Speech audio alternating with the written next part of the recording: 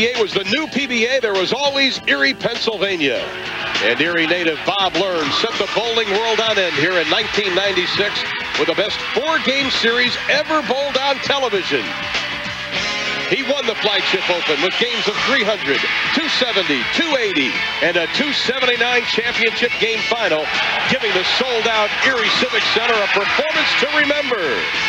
And he's back again to recapture that hometown glory. But there are a bunch of PBA's best standing in the way. The most recent U.S. Open champion, Mika Koivuniemi, is his opponent in match number 1. Last year's Battle at Little Creek champion Steve Wilson is here. And 2 PBA TV first-timers look to make their mark as 28-year-old Jason Queen and 22-year-old Blaise Bedolla look to get a taste of their first championship title.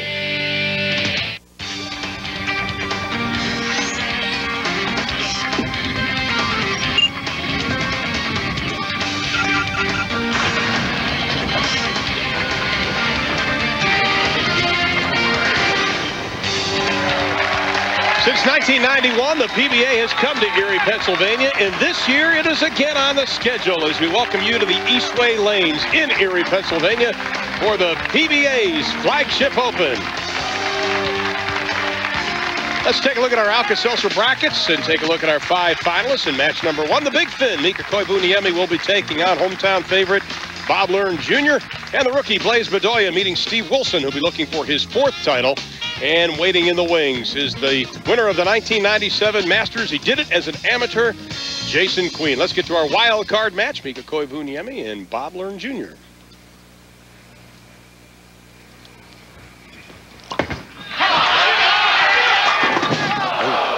Well, he leaves the 10, and we have to talk, first of all, how great the scores have been this week. It's been the highest cut in the entire season so far. The scoring has been great, and we all have a sense that there just might be a 300 on television. Well, all depends on carry, and Eastway Lanes just happens to be one of the best carrying centers in the United States.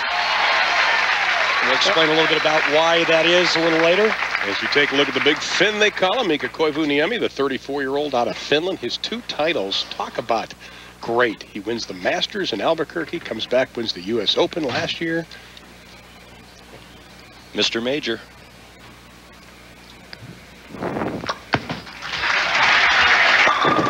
And he opens up with a strike. Randy, let's take a look at the lane conditions because they have been interesting this week. Well, we had a lot of friction outside first arrow right here. The players that hook the ball, they get into here and they throw to that dry spot. The guys that threw it straight and hard like Bob Learn, he gets right on top of it and fires the high hard one right into the 1-3. Mika now living in Ann Arbor, Michigan. Married, has a couple of children. Very personable man.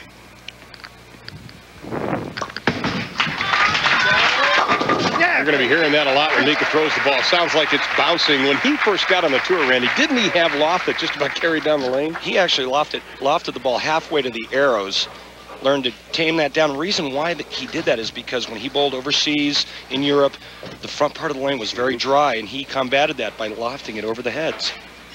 That's how Bob Learn Jr. got to this wild-card match.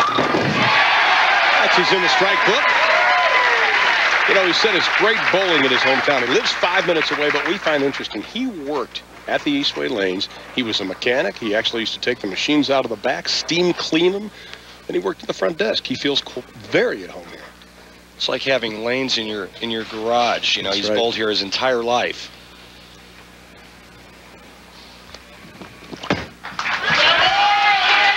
Yeah! With the strike, he pulls even with Mika Koivuniemi. Bob threw 3 frames.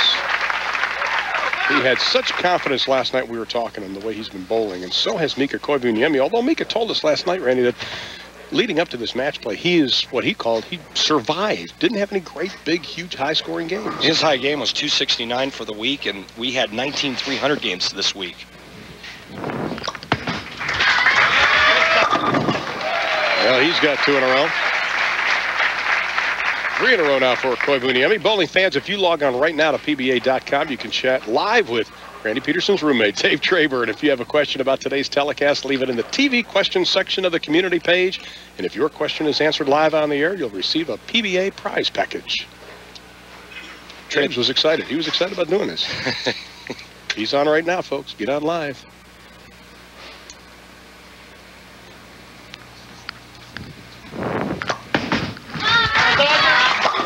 Oh, ball just a little bit high, leaving the 4-pin. I think the other thing we need to talk about with these lane conditions is this surface is about as good a surface as you'll find anywhere.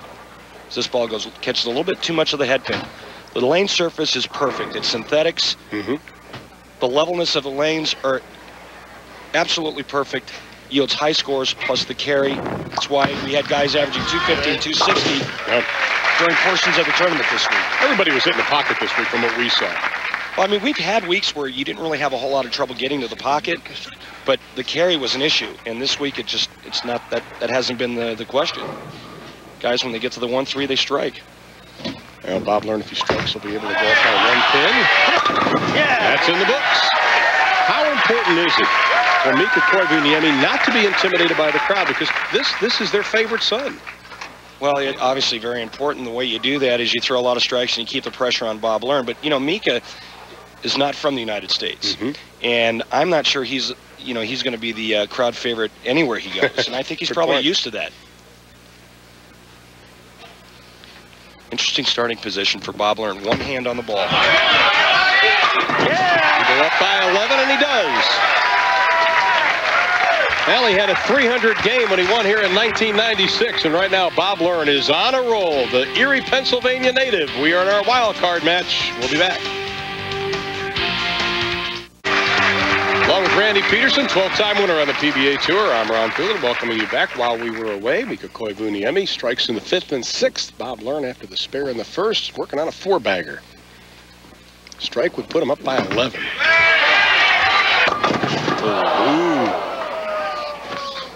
Break it down for us, Pro. Well, that ball went high, leaving the Greek church. We call this the commercial blues because every now and then, coming out of a commercial, player gets soft. This ball cuts right through the heart. His ball speed was actually just a pinch softer on that shot. Location about the same. He was telling us last night that these conditions are made for him. He'd rather play out the way they played this week and some of last week. Interesting way to shoot this because he loses the count. Instead of going for the 3, went for the 2. Well, he leaves the 8th open. That hurts. And we've seen this during the week. In the other matches, when a player opens like that, it's usually the end of him because the other player is going to hit the pocket and strike. Just can't avoid an open frame when the scores are this high and lane conditions are this good. Well, he comes back, takes a long look at that left-hand lane, but you know, you talk about coming back and striking back. But Mika Koivuniemi told us last night, and we were both kind of shocked at this. He said, you know, I'm not a good striker on the tour. And you said, yes, you are, but his percentage this week is a low 62%. It's usually high, but 62% has been low this week. Working on the double.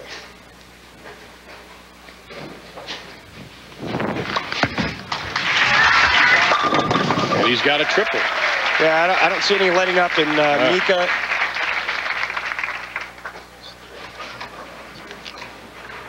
See that high backswing, lofts the ball out on the lane, cuts down on the hook, holds the ball on line. The ball takes out the 9 pin, the last pin to go off the deck. Does his push away determine how much loft he has? His push away and his height. He's a very tall man. He's a big guy. He's got long arms. Well, a strike will put him up by 40 pins. Well, he was talking to it in English. That's not a good sign. Yeah, you heard it as soon as he let go of it. That ball was left, pulled, and he gets the fortunate break of only leaving the 3-6-10. However, this spare is no gimme.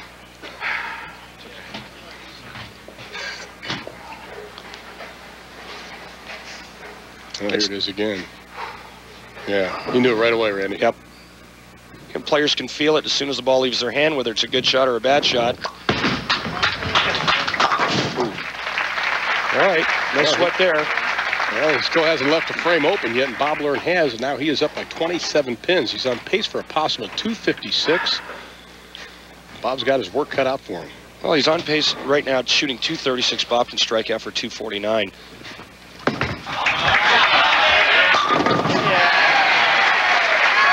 Well, Bob's not going to give up easily. We know that. You see what Oklahoma did to Texas last night? Clobbered him. Yeah. I'll say Boomer Sooner for you. Hit it! Come on, come on! And that was a big hit. That could have cut the lead to 7. Or cut the deficit to 7. And Bob Learn's wife, Stacy, daughter Brittany, also in the crowd. This ball is just a pinch light. Head pin comes over to the sidewall looking for the 10 pin, just doesn't get over to it. He's going to look back and he's going to look at that 6th frame. That is what hurt. Right now, he needs a little help from Mika. Mika really starting to put things together in preparation for next week's huge tournament in Toledo, Ohio. $120,000 first place prize check on the line. Ooh, well, he's putting nails in the coffin one at a time. That ball was just a pinch height, and that was the lane that Bobby left that big split on. Well, he's up by 18 now. In the driver's seat. Any mark, and he's a winner here. Well, he's looking forward to next week because he'll be able to stay at home, Ann Arbor, Michigan, about 45-minute drive from Toledo, Ohio. Have a chance to spend some time with his family.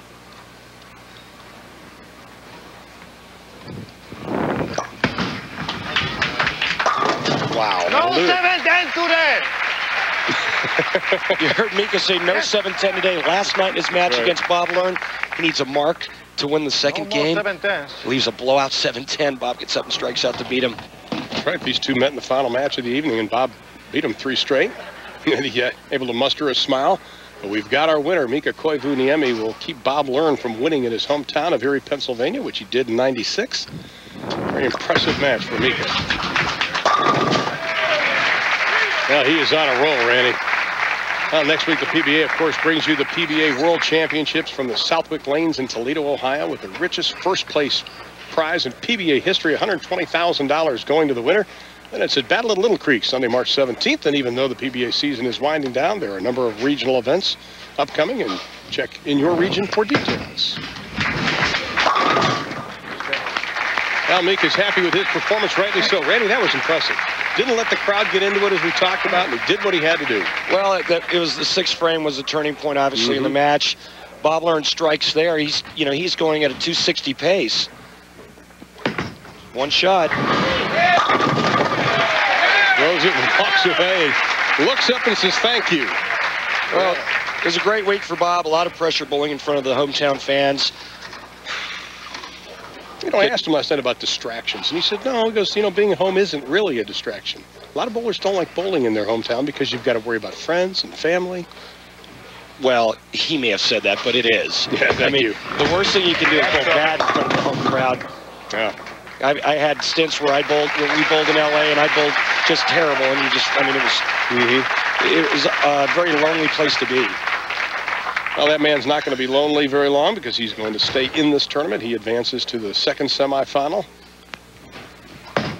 Taking on Jason Queen as Bob Learn picks up the spare in the 10th. So Bob Learn finishes with a 218. Mika Koivuniemi has advanced to the second semifinal. Our first semifinal coming up straight ahead from Erie, Pennsylvania.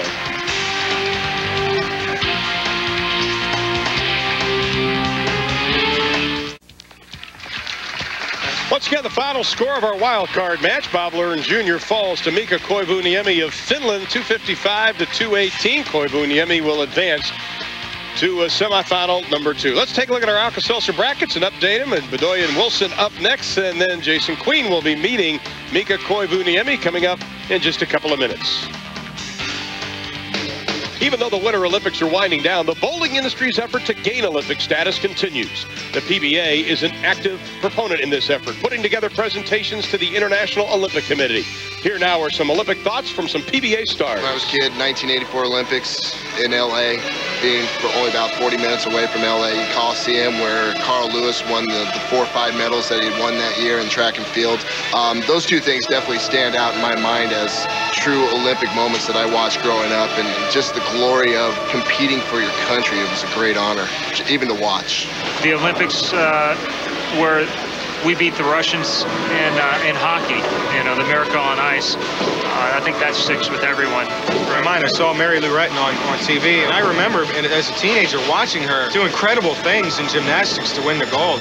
My goal always has to be to win the Olympic gold medal, but I hope that come through someday, because then I know I'm going to be a big star in Finland. Yeah, my biggest regret is just the fact that I've never had a chance to bowl in the Olympics. I've bowled overseas. I bowl professionally now, and all the hard work that I put into this game has definitely paid off, but I never got the one chance to bowl in the Olympics. And I would love to be able to sit there one day when I'm old and gray and sitting on the couch with my grandchildren and say, hey, Gramps over here got to bowl in the Olympics and got a gold medal and got to stand up on the podium just like you're watching these guys on TV do right now. Well, bowling is also an international sport. We see Mika Koivuniemi from Finland, and joining us now, one of the greats. He is a member of the PBA Hall of Fame, and that is Amuleto Monticelli. Now, talk about, you're from Venezuela. What is bowling like down there? Well, bowling is definitely not the biggest sport. It's maybe like maybe the last one. But I got involved in bowling because my father built a bowling center in 1972, and I just loved the game from the beginning. Well, you know, he likes soccer, though, Randy. Yeah, he likes football. soccer. Football, I'm sorry, he calls it football. Amuleto, what would it mean to you if you could actually go to the Olympics and represent your country in bowling? Well, I can't even imagine what kind of feel I would have, because it would be very, I would be very nervous, that's for sure. Representing your country is a little different than being out here. Amuleto is going to be joining us for the next match, which is our first semifinal match. Straight ahead, Steve Wilson, Blaise Bedolla, semifinal number 1. The winner gets to go to the finals and a chance at the $40,000 first place prize check. We'll be back, folks. A full house in Erie, Pennsylvania at the Eastway Lanes for the PBA Flagship Open. Amuleto Monticelli is joining us in the booth along with Randy Peterson. I'm Ron Thula. We get a chance to look at one of the bright up-and-coming stars, that man right there, Blaise Bedolla out of Roseburg, Oregon. 19 300 games this week. This man had one of them. And Randy, you know, you and I had spent some time with him. This man has a great deal of confidence that he's going to take care of Steve Wilson in this first semifinal today. Well, he should have a lot of confidence. He hasn't lost a match the entire week. He's 9-0 coming into the televised finals. Amuleto, you've seen this guy bowl a little bit. What's your thoughts? I think he's a great bowler, and also you can understand that even though he didn't lose any match when he was bowling during the the match play, TV is a little different. It's his first TV show, and he definitely is going to be a little nervous. Only other people to go 9-0 in match play, Brian Voss and Patrick Allen earlier this year.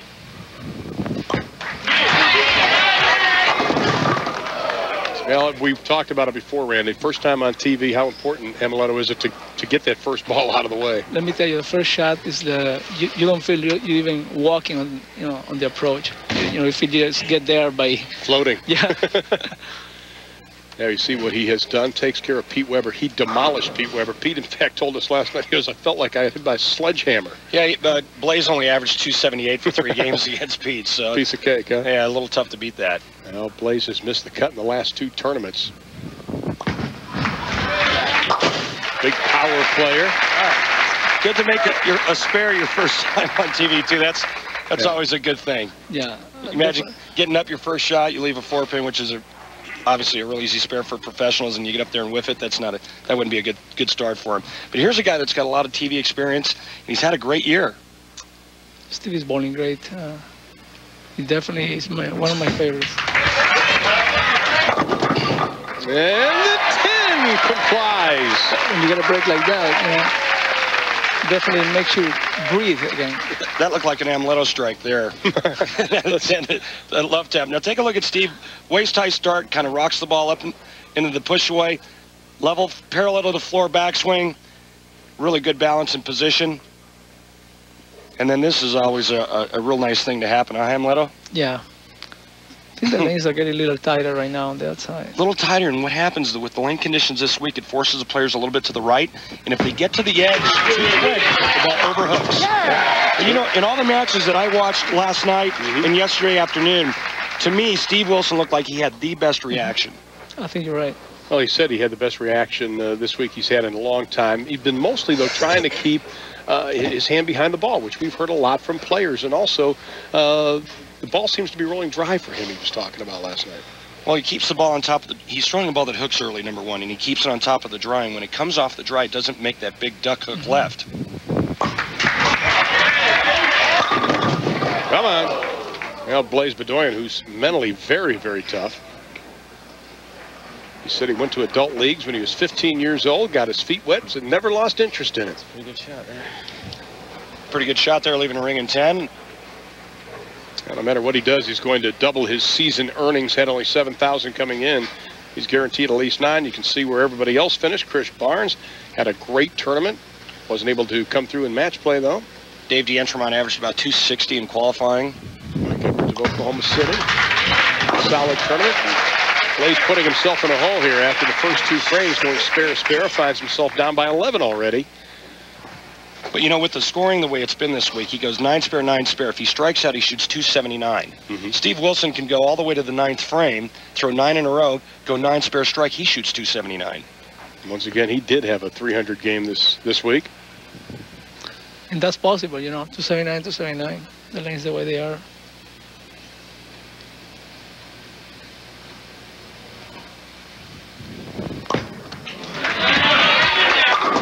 There he goes. And that was real close to being a little too high. In his first frame, the left lane, ball comes in late. The normal adjustment, you know you've got free hook to the right. I'm going to get this one a little bit further right, and that ball almost overhooked. I would think he probably is going to throw a little harder next time, next shot. Instead of moving, yeah. Play the same target and just throw the pinch harder? Yeah. And here's Steve Wilson. Strike will put him up by 21.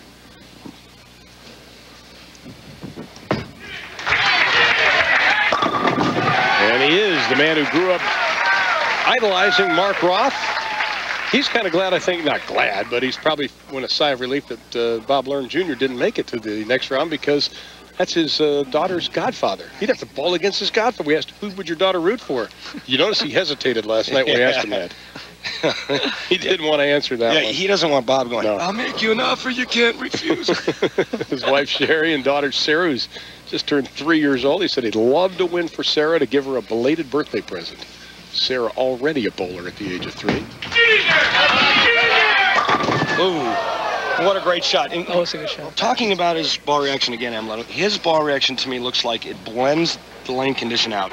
Gets it a little too far to the right. It doesn't really jump real hard off the dry. Gets it a little bit in. Ball just kind of rolls up nice and flush, as you see Sherry and Sarah. I just, watching last night, his ball reaction today, just to me, looked like he had the best ball reaction. I think so. Also, you know, you have to understand when the lane condition, you know, the way they are this week, the guy who moved the least is the one that's going to have the best shot. Because the more you move, you can, you know, different angle, then you can carry. And that could happen if they start moving. There you see right now the score, Steve Wilson up by 20, but a strike by Blaise Bedolla would make it just a 10-pin advantage. Huge frame here in the 4th.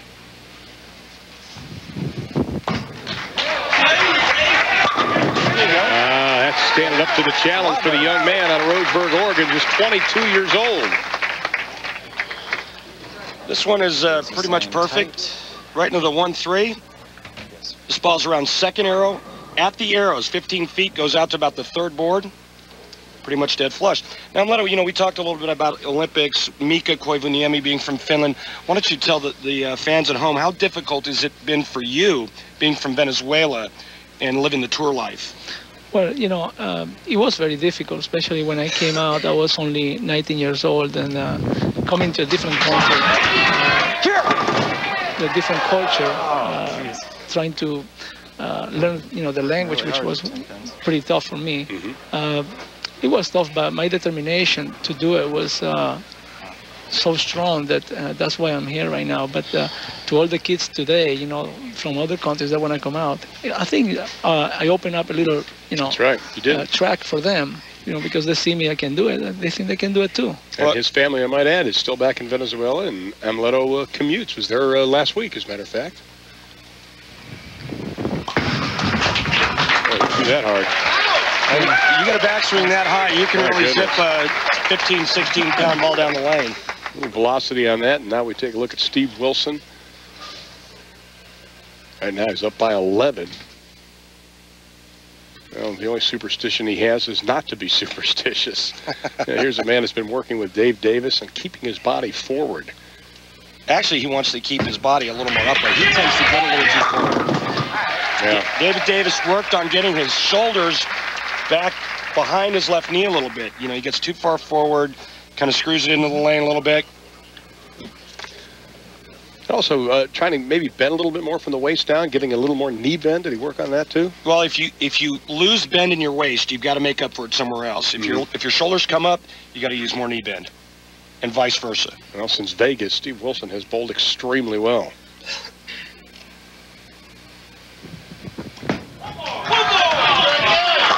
Chance of one more, and he gets one more. He's got a little rolled out there. Well, Amleto, thanks for spending some time with us. Best luck. We'll see you in Toledo, big guys. Big prize check. Thank you. Good luck next week. Thanks. Thank you. Right now, Bedolla and Wilson. Wilson leads by 21. More of our first semifinal right after this. Just a few miles from the shores of Lake Erie, it's the PBA Flagship Open at the Eastway Lanes in Erie, Pennsylvania. Randy Peterson, Ron Thulin again with you on this Sunday afternoon, a balmy Sunday afternoon in Erie. Temperature in 45. It's nice outside. 45, 50 degrees tonight. Get the grill ready. Here is Blaise Bedolla.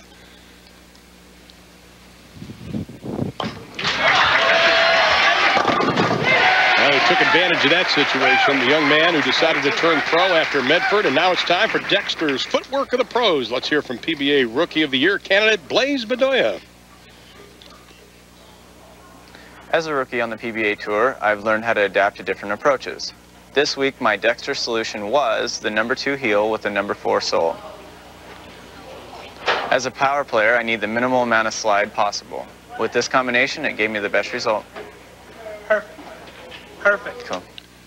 Well, to learn more about the Dexter solution for you, talk to your local pro or visit DexterShoe.com. Well, the Dexter shoe worked well for him there. Is Bedolla not backing down to the challenge? He's got 2 in a row, cuts the lead down to 11. Really put the nice touch on that smoke wagon there, Ron. That ball hits the pins. There's not going to be anything left. Tell you, he's got that high backswing. He hesitates, and he lets loose. Steve Wilson, best strike percentage of the finalists this week, 73%. A win today would really set him up for the rest of the year. And he answers the challenge.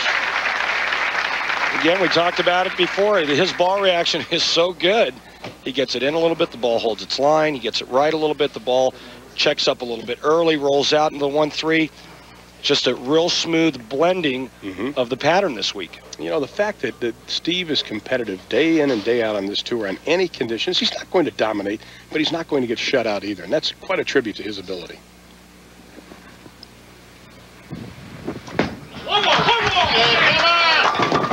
Oh, yeah. How about that messenger? That bird dog came a-hunting. My turn. Your turn it is, my friend. Let's take a look at Steve's footwork. Watch this ball go out. Got the second board, come peeling back. The headpin's going to go to the sidewall. Look at that thing right on the second board. Here it comes. You know, Blaise Bedolla needs a strike here. He's down by 31. So we cut it to 21. Come on. Oh, yeah, baby. Where's the love? Oh, let's go billfold hunting.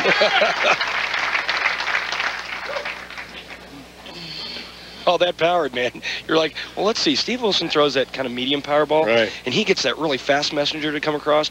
And then here's Blaise throwing that it's got a heater power ball, and that one just like kind of took its time coming over. He's got that Randy Johnson fastball. Strike would cut the lead down to 11.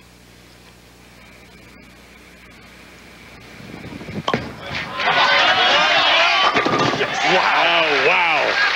You know, he never doubted he could compete on this level. Even at a very early age, he said he was basically lived in a bowling alley, grew up in a bowling alley. And look where he's starting from there, Andy. Watch the big drift to the left. Big high backswing, and a power player walks left to give their swing room to get up underneath that right shoulder and create all that leverage and all that power. The lead is down to 11.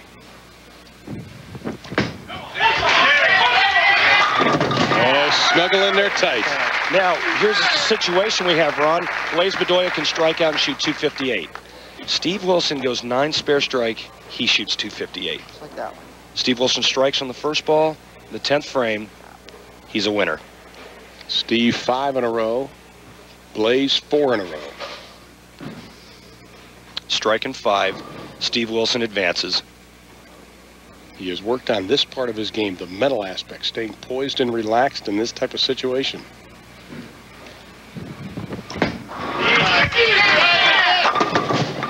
Oh, yeah! Well, some of them haven't been pretty, but it still counts. He gets the leaner, the love tap. What a huge break. Blaise had one, and now Steve gets one. Watch the 6 pin. The pin second to the right. Goes into the gutter. Bing just leans on the 10. Watch this reaction.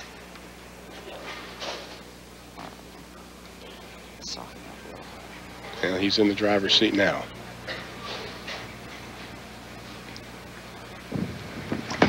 Gonna nail it up. Oh, yes. Now he just needs 5. Oh, he's done. He's winner. He's done. You know, Ron, entry fee on the PBA Tour, $400. Amount that you need to stay out on tour every week, about $1,200. Throwing a double in the 10th frame when you need it to win, priceless. Good line.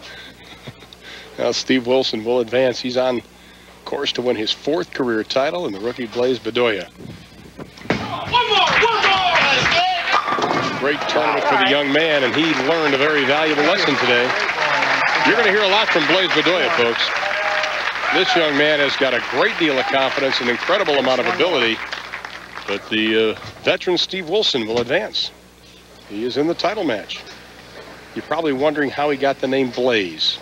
Believe it or not, his mom named him after Blaise Roberts Furniture in Vegas. Said he didn't find out about how the name came about till he was 12 years old. But you knew something was special because his mom bowled the best game of her life while she was pregnant with Blaise, 254. And you can see the Rookie of the Year race right now. Tommy Jones seems to be in the driver's seat. Mike Machuga, though, right behind. Chris Sand, Brian Kretzer right there. What a tight race for Rookie of the Year. That's something Blaise told us last night he's not even concerned with right now. He says he just wants to get better on the tour.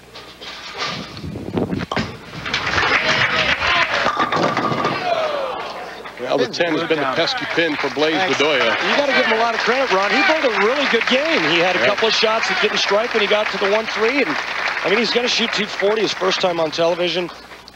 A little bit of carry here and there. You know, it's a different ball game. 5 10s failed to fall in this match for Bedolla.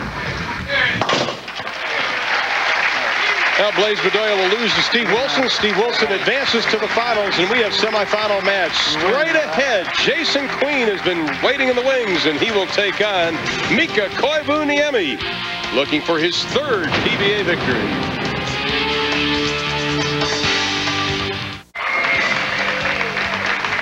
Welcome back to Erie, Pennsylvania. Semifinal number 1 is in the books. Blaise Bedolla falling to Steve Wilson, 278 to 247.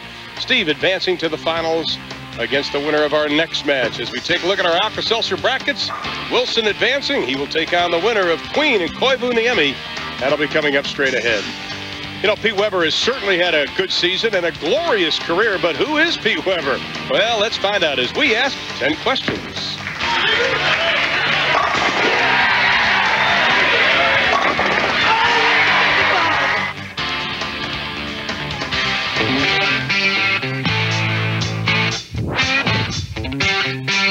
That would be Mark Roth. I mean, he is the one, the first time I saw him bowl on TV, see this guy just jamming his fingers as far into the bowling ball as he can get, and just jamming that thumb, you know, and he shoots 299, and then Dad was doing the TV show at the time, so when he got home, I said, Dad, I want to bowl like Mark Roth.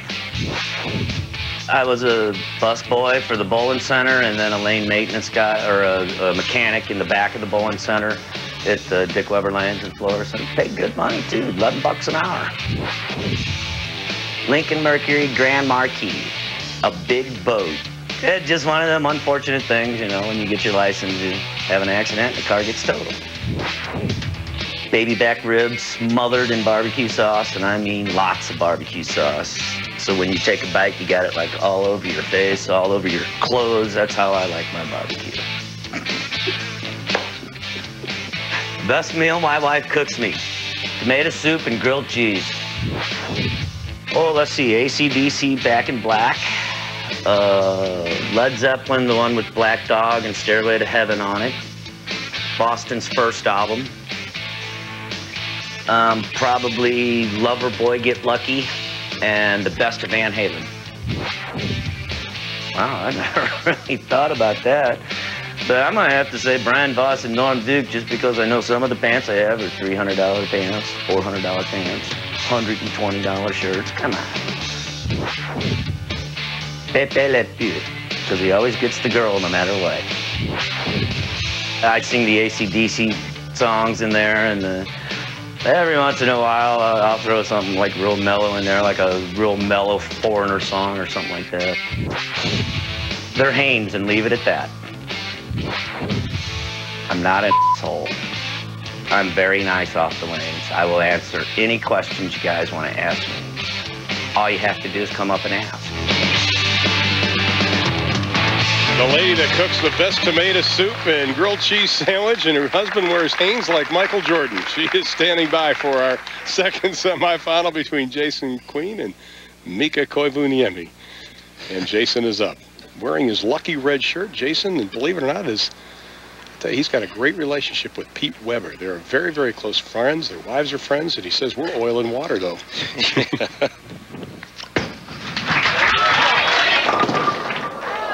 So close that Tracy washed the shirt for him last night so he could wear it today. Yeah, I think Jason and Pete are probably about as far apart at either end of the spectrum as you can get.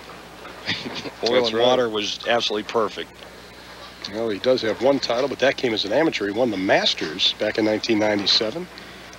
And obviously not the start he was looking for, leaving a 2-8-10 his opening shot. Get in there. I watched his ball reaction in practice, Ron, and it looked a little suspect, especially on the left lane. You'll see what happens when he just shot that spare shot. You know, his ball goes a little bit light. He moves right to shoot to try to cover the 2-8. The ball almost hooked past the 2-pin. And now he's going up against Koivuniemi. This guy here is just brewing with confidence. Looked a little bit straighter on that ball than he did in the... Yeah, it sure did. Look straighter and looked a lot harder, didn't it? Obviously, the two go hand in hand. You want to throw the ball straighter? One way to do that, one way to cut down hook is throw it faster. Also, a ball change for Mika. Goes a ball that goes a little bit straighter. There's another ball change. Ow. Where's my sunglasses when you need them? A happy face ball. Only happy when he makes it. Well, this is going to be an interesting match because Mika had a chance right away to jump all over Jason Queen. Gets the spare. Well, it's still early. It's if you're going to open anywhere in the match, you'd want it to be the first frame. And it's just going to be interesting to see how it plays out for Jason Queen and what type of ball reaction he's really going to have on that left lane, or if it was just a case of jitters and a bad shot.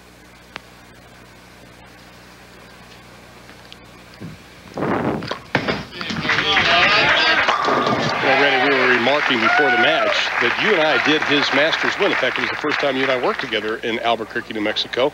And he was very quiet, very unassuming. And over the last year and a half, 2 years, we have seen this man's confidence grow. He's starting to get a lot of confidence by having success out here on the tour and knowing in his own mind that he can play with the best in the world.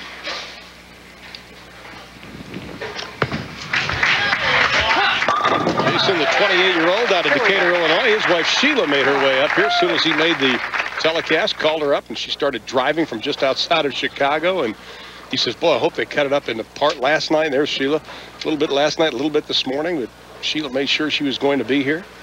You know, and we have talked, too, about just a couple of weeks ago in Burlington, North Carolina. We saw John Jowdy, one of the great teachers, and he spent an awful lot of time with Jason Queen working on his game.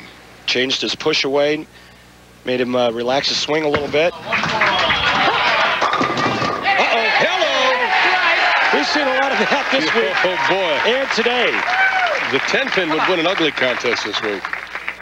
The messenger, the bird dog, slapping the dime, whatever you want to call it. The head pin's going to go to the sidewall, and here it comes. Bye-bye now. That helps after that open frame in the first. Now the pressure swings over to Koivuniemi. And he answers that challenge rather handily. Looks like he's gone to a ball that goes straighter. He's moved a little bit right, keeping his line nice and straight and firm. Currently number 5 in the PBA and money winning this year. A win would put him number 2 for this season. Well, winning the U.S. Open for $100 grand doesn't hurt that statistic any. Strike would put him up by 22 here early on, just in the 4th frame.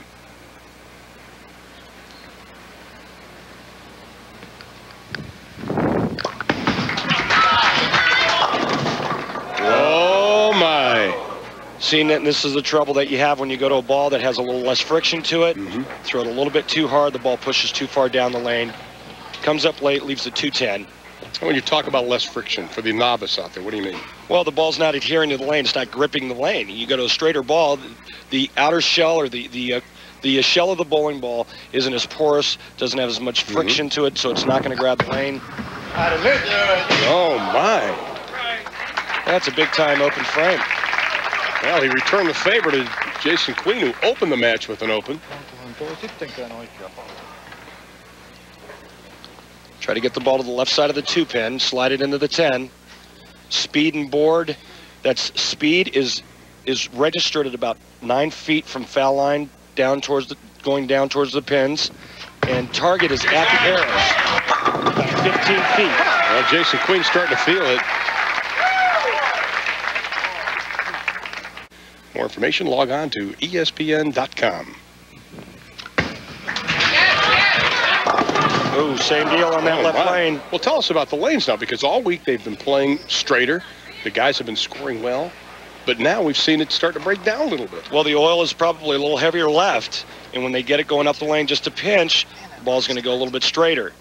That left lane's the one that looks sensitive to me. All week long, obviously, this wasn't an issue.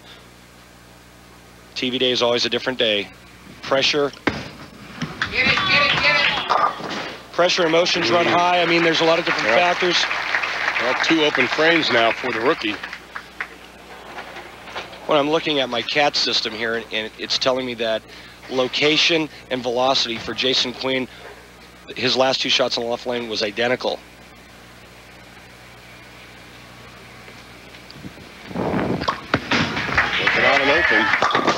Now Mika Koivuniemi gave one back, and I think the veteran understands now that the advantage has swung back over to his side. Well, you know, he likes to be firm and he likes to be real hard. And I think he's understanding that, you know, I just can't heave it down the lane.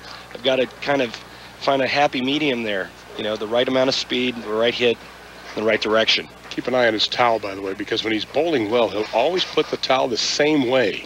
We saw him grabbing it after that first ball. Strike would put him up by 11. Queen far from out of this. Big hops. Oh my! Okay, 7-10 today. We saw that. He did the same thing against Bob Learn last night. This ball should have been nothing more than a ring and 10. Watch the action, the head pin, and watch what happens to the 7-pin. Nothing even touches it. He blows pitch right by it. He was surprised. He thought it was good. At worst, he should have gotten 9 on that shot. He gets 8. Throwing it hard. 2 open frames for Mika Koivuniemi. 2 open frames for Jason Queen. It is anybody's match in this semifinal number 2. The winner will advance to the finals. We'll be back.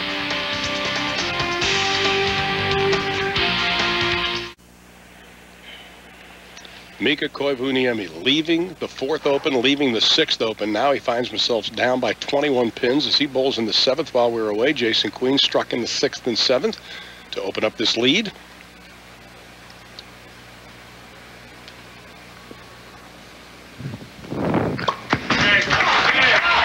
Regroup, and he does. Well, he's only made 1 bad shot. That was in the 4th frame. He got a little firm. That shot in the 6th frame is just unbelievable. Take a look at our CAT's information, his speed, how consistent it is. We talk about it week in and week out. This obviously is wrong. And the reason why is a lot of times Mika, because he lofts it so far, a lot of times the sensor just doesn't pick up the ball leaving his hand. Oh! He likes that. Take that, 7-10. You know, Randy, he was really hooking the ball a lot more, it appeared, in the opening matches, but later on in the matches, he moved his feet, started playing it a little bit straighter. He's the kind of guy that doesn't mind that. He can move a lot, can't he? I think that's his strong suit, going straight and firm. Anytime you see a guy lofting the ball, for example, Dave Ferraro back in when Dave Ferraro was the star out here, Dave Ferraro lofted the ball. He was a very straight player. Here's a guy that usually throws it straight and really hard. Made so many quality shots in match play, and he's doing it again today. Come on. Well, today marks the final week of voting in the ballot at Little Creek's Geico Direct Battle Ballot. The ballot now features George Bradham III, Del Ballard Jr., and, wait a minute, this is wrong. This is wrong. No. The guy that won is this guy right here. Sorry about my penmanship. Richard Wolf is the winner. Richard Wolf. Now the winner of this week's voting earns the final spot in the limited 32-man field. To vote, you can log on to www.pba.com and click the Battle at Little Creek link on the homepage. Yeah, that's right. We were kidding when we pushed you last week. Having a little fun with it, I might add. Jason Queen got a huge break in the 8th frame when he tripped the 4, and he followed it up with just a beautiful shot in the 9th. Yeah, 4 in a row now for Jason Queen. Mika Koivuniemi trails by 31. Put the big heat on the big fin.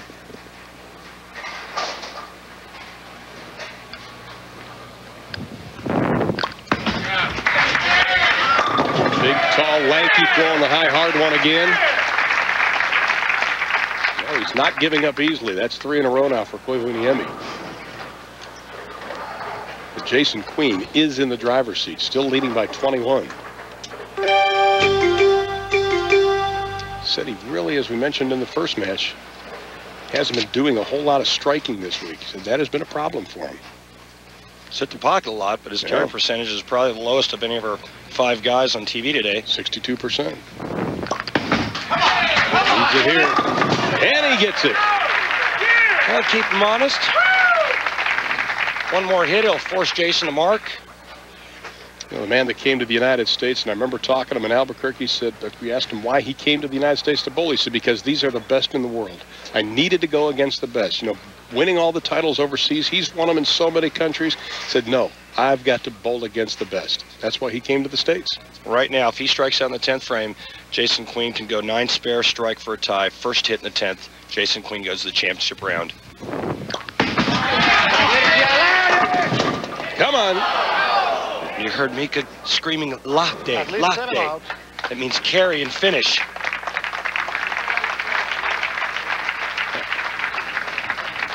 Again, we're going to see another messenger. Head pin goes, actually runs into the 5 pin. The 5 pin almost takes the 10 out. Well, all Jason Queen has to do is mark in the 10th. And he will be bowling for his first title as a professional. Mika Koivuniemi, not pleased, especially you leave the 4th and the 6th open. He has to settle. We're at 2-11. Now Jason Queen, the man who idolizes Pete Weber. They both have the same attitude, though, when you talk to him, that I don't like to lose attitude. Pete's taking him under his wing, and Jason's going to make the next step in his professional career right here. Makes you smooth, and it's over. Just really impressed with his performance last night against Tony Reyes when he swept him 3-0. Just makes fantastic shots. This guy has really worked hard on his mental game run. You talked to him last night about the books he's been reading. He's real solid when it comes to talking about what's above the shoulders, and has worked very hard on his game, and he's got a combination now that's really working. A great mental game to go along with a great physical game. And to advance to the final, I mean, this was a field that started 153. The average to make the top 32 was 233. And the young man out of Decatur, Illinois, his wife Sheila likes what she sees. With Tracy Weber in the background watching, something she's used to seeing. Guys bowling well. Sheila says that, or Tracy telling us last night, that some reason they all clicked, the 4 of them. Pete has helped them on a number of different areas, mainly the mental aspect of his game. That's part of the tour, though. The family atmosphere out here. Everybody helps everybody else. Well, we've got our finalist. Jason Queen will be going after his first professional win. Steve Wilson will be going after his fourth. $40,000 on the line. We'll have the finals right after this.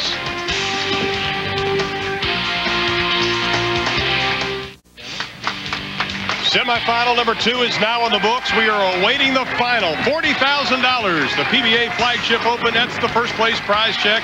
Jason Queen wins at 243 over Mika Koivuniemi. Now it is Wilson taking on Queen in our finals. Joining me again, Randy Peterson. Randy, you talk about Jason Queen. Here he has 2 open frames, but yet he stood up to the challenge. I think he showed some mental toughness, but is 243 enough? Well, I don't think it's going to be enough against Steve Wilson, but, you know, I really liked Jason's poise in that match. A couple open frames early, going against a U.S. Open champion. You know, he hung in there and he did what he had to do to win. How about Steve Wilson right now? Because the lanes are not playing the way they have the entire week. Well, you know, the lanes are getting a little tricky, but I said it, you know, earlier in the telecast. I said it last night when I watched him bowl. To me, Steve Wilson's got the best ball reaction because his ball blends the condition out. Okay, how about a prediction? I'm going to put you on the rim, on the edge right now. What do you think? I got to go with Steve Wilson just because of the fact that he's won before, and I just really love his ball reaction. I think he's chosen the right bowling ball for the right condition, and he's making great shots. As they say in the sports profession, we will see. We're going to step aside. When we come back, we will have the finals of the PBA Flagship Open from Erie, Pennsylvania. Will it be Queen or will it be Wilson? We'll find out in just a couple of minutes.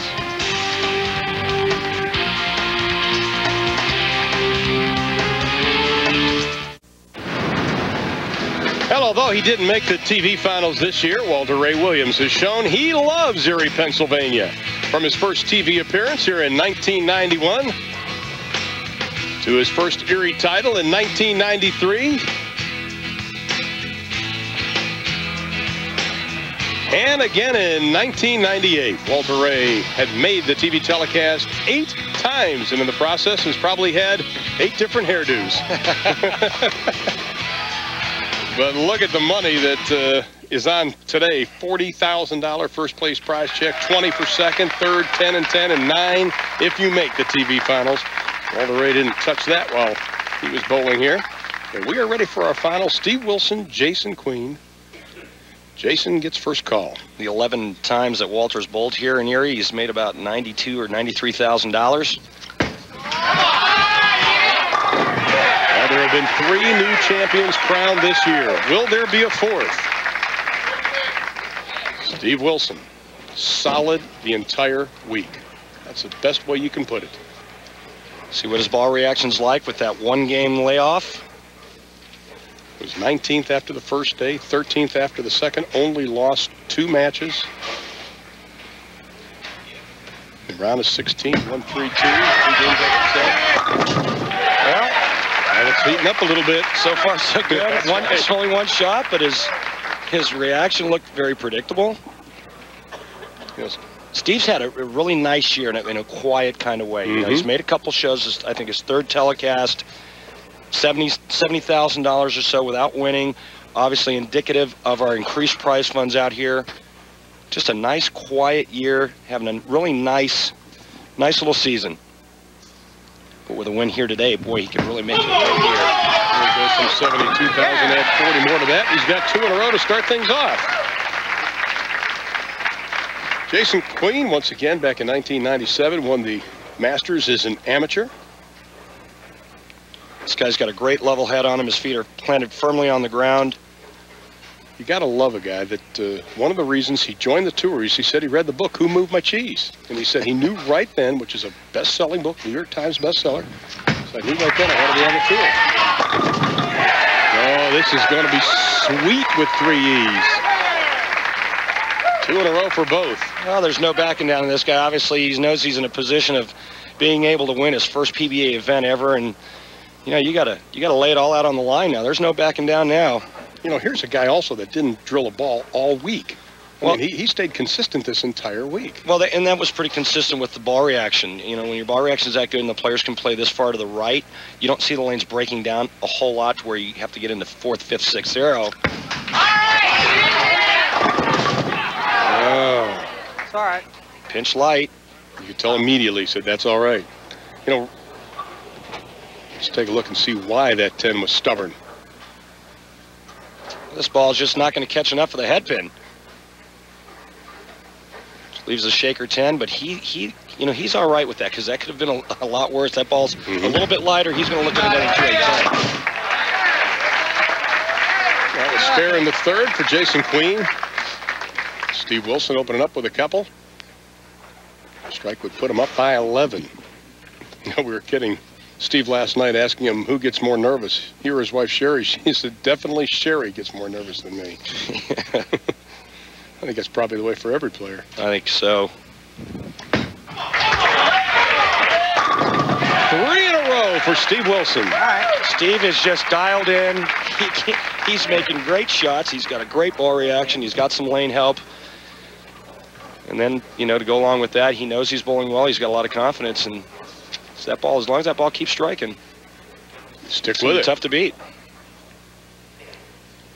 Steve Wilson wins. He'll be the 12th pro that will have surpassed $100,000 in single season earnings. That'll tie the record of 12 set back in 93 and 94. Oh my. Too fast. Too fast? Well, it looked good to me. I mean, ring and 10s always look pretty good to me. He said it was a little fast. Take a look at my cat system here. Speed-wise, it was about the same. Maybe just a pinch right. Just a little bit different angle into the pocket. Well, he picks up the spare, so he opens with 3 strikes in the spare. Jason Queen, couple of strikes in the spare. So now Jason knows that he needs to take advantage of it. Steve Wilson has been in this position before.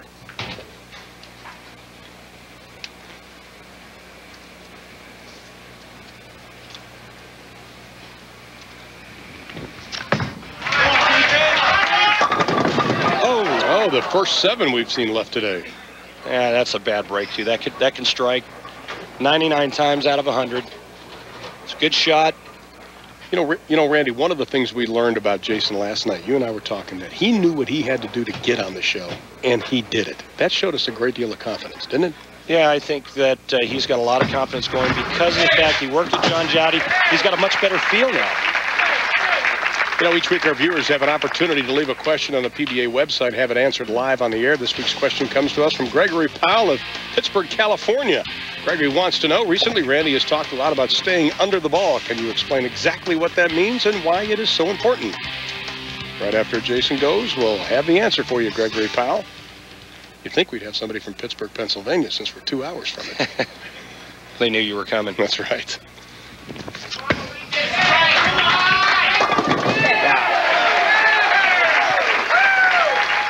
The reason why you stay underneath the bowling ball is to control the back end part of the lane, to control the change of direction. Jason Queen's going to be around it because he's looking for a little bit more back end reaction, and Steve Wilson's going to be underneath it. Much straighter, much more up the back. You do that to control the change of direction down the lane.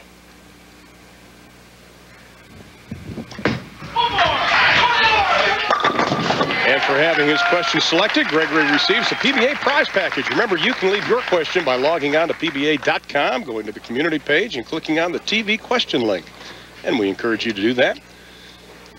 Both with strikes in the 5th. Steve Wilson, about the 10th, 11th board at the arrows. That's 15 feet down the lane, going out to about the 3rd board. We get our information each and every week from the Cagle Training Center in Sebring, Florida. Coach Richard Shockley and John Davis provide valuable information with the CAT system. As Steve, who's born in Fort Lauderdale, now lives in Lake Worth, Florida.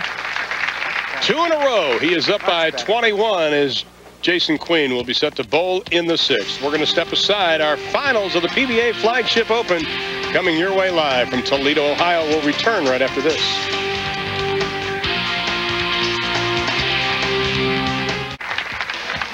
Some of the greatest names in PBA history have been crowned national champion, but none have won the first place prize offered this year. $120,000 goes to the winner of the inaugural PBA World Championship. Be sure to join us live next Sunday at 12:30 from the Southwick Lanes in Toledo, Ohio, for the PBA World Championship, and everybody is gearing up for that. And our tournament co-chairpersons here at Eastway Lanes, Nancy and George Warren. We appreciate their hospitality. And Randy, I've got to say, this center, the Eastway Lanes, is by far one of the most immaculate I have ever been around. Great place. It's a phenomenal center. You know, you can bowl here in a white shirt, and when you're done, you don't have that big black spot on your shirt, right. Which I love. But you know what? The Lytle family, all 6 kids, the entire family still works here. The mother, the father, George and Nancy do just an incredible job, and the fans here in Erie are arguably the best. Hospitality's been great, especially if you keep striking like young Jason Queen is. In fact, to tell you how Erie has just encompassed this tournament, you know, Storm has put on parties at Damon's, at Plymouth, at Green Garden, the restaurants. Pete Weber's out there, you know, Dennis Horan's out there. Brian Himmler's out there, and they're all watching this live at these restaurants. It's the whole city has kind of come together on this. And you know what? Who's responsible for that is Nancy and George Warren and the rest of the Lytle family that operate Eastway Lanes. It's just a phenomenal center run by just great people. Strikers cut the lead to 1. And it does! Oh, it's oxygen checking time now. He got it into that swish zone. The little Wally, the light shot. This is why you put hook and power on a bowling ball. Look at those eyes, that concentration, that steady head. And look at this reaction. Well, his concentration has been great, and so has Steve Wilson's. Must have this. Wow. That's the way to answer it. Well, the strike would put him up by 21. He's working on 3 in a row. Wow. Oh, he got away with one. Steve Wilson is just putting the touch on these shots that he's throwing. Jason Queen can strike out for 268. Steve Wilson can strike out for 279. I want you to watch his body position and his finish after he lets go. He is so balanced, Randy. He's making great shots. Every shot's on balance. Here's Jason Queen. He has 3 in a row. Cut the lead to 11. Speaking of balance, did you see how he posted that shot? Mm-hmm. As soon as the ball left his hand, I mean, there wasn't a thing that moved. You know, he was more of a one-dimensional player prior to this tournament. Did you get that sense? Well, you know, my recollection of him going back a couple years ago is he was really straight and really firm and really hard. We'll watch him freeze and post this shot. That head doesn't move after release. It's great. You know what? He's really worked hard on lowering his ball speed and trying to change hand positions now. He's not just a one-dimensional player anymore. Cut the lead to 1 pin. Wow. And he does. Jason Queen, the rookie on the tour, not showing like he's a rookie right now. Well, he's really taking it to Steve Wilson right now. If Steve Wilson doesn't strike in the 9th frame, Jason Queen can strike out in the 10th and win. If Steve Wilson strikes in the 9th, strikes in the 10th, and goes 9 spare, we have a possibility of a tie. Then things get interesting. First things first, the 9th. Wow. Oh, my. Gets it a little right. The ball flips up, gets it into the Swiss zone, the half pocket zone, and he carries. At the 9th board, 9.5 board at the arrows. Watch that. This ball's going to get out to the second board. There's friction there. That's why the ball's hooking back from it. 5 in a row for Steve Wilson.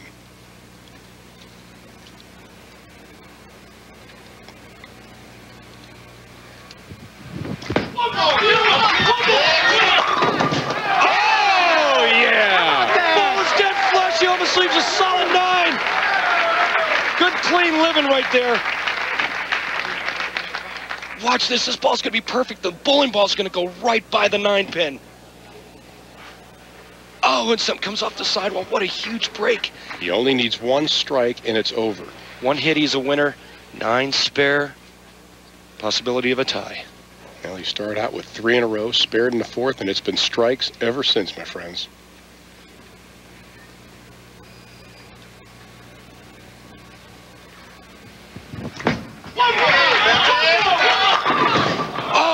Oh, no!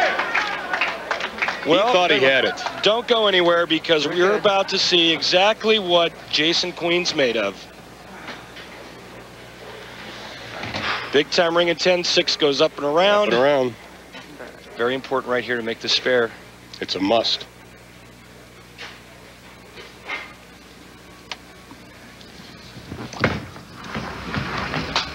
Oh, no! Oh, no. Shades of Chris Barnes at Mohegan Sun. 3 in the 10th frame, Jason Queen's a winner. Anything less, we either have a tie, Steve Wilson will win on the bench. How did this happen, Randy? I don't know. He's been throwing so many strikes, hasn't shot at too many spares. Just a mental letdown. The moment every professional bowler lives for, performing under pressure.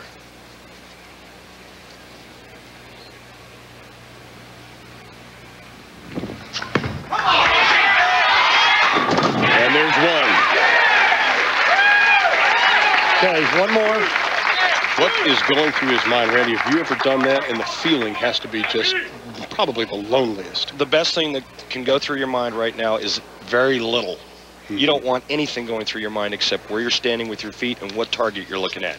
You think about nothing else. You don't think of the money. You don't think of people watching you at home. You get into that zone. You focus on where you're putting your feet. You look at that target, and you let your body throw the ball the way it's been trained to throw it. Well, Steve was 12 for 12 coming into this match. The must. Oh! Steve Wilson's your winner. Steve Wilson has done it. Oh my, misses the spare. It's going to be 257, 267. What a great finish. Well, Sherry and Sarah have something to celebrate. His 4th PBA win. Jason Queen, so close. And he'll pick up the spare. And how tough was that? Steve Wilson thought everything was over in the 10th frame. Great week. Keep going, you too, man. But the 2002 PBA Flagship Open champion goes to Steve Wilson. The $40,000 first place prize check is in his pocket. Jason's last shot, Randy. You can't get any closer to not striking. This ball is a pretty good shot. Gets up into the 1-3. Watch the 10 wiggle. And Sheila thought he had it. And no. What a valiant performance, though, by Jason Queen. The rookie almost came through, fell just a tad short. But Steve Wilson's our winner. We'll step aside. We'll return to Erie, Pennsylvania, the Flagship Open, right after this.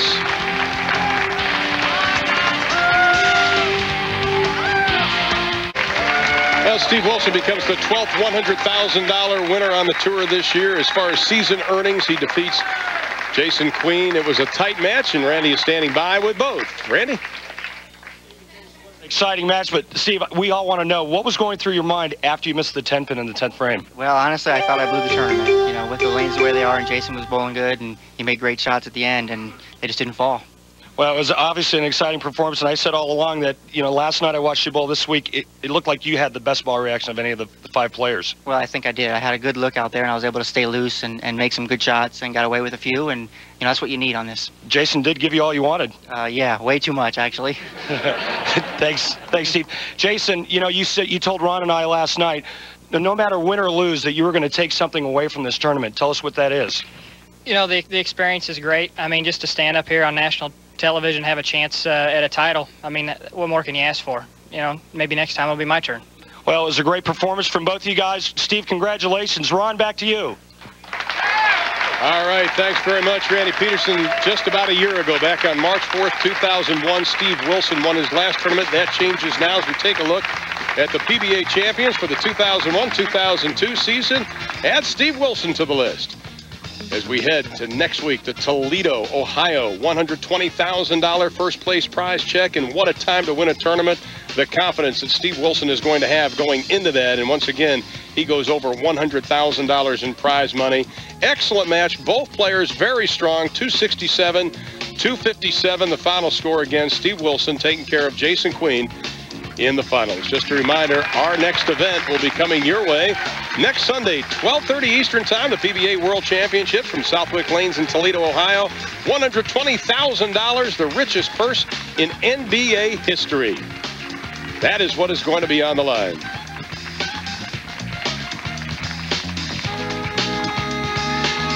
Once again, our winner from the Eastway Lanes in Toledo, Ohio, Steve Wilson, is the champion of the PBA Flagship Open for 2002. The trophy and the check and the confetti. Just a reminder, coming up next, the ACC matchup of top 25 teams as Wake Forest will take on Maryland. And of course, next week we will be in Toledo, Ohio. The Southwick Lanes, Wake Forest, Maryland, straight ahead. For Randy Peterson and our entire crew in Erie, Pennsylvania, I'm Ron Thulin. We do thank you for watching. This has been a presentation of ESPN, the worldwide leader in sports. For more, log on to ESPN.com. I say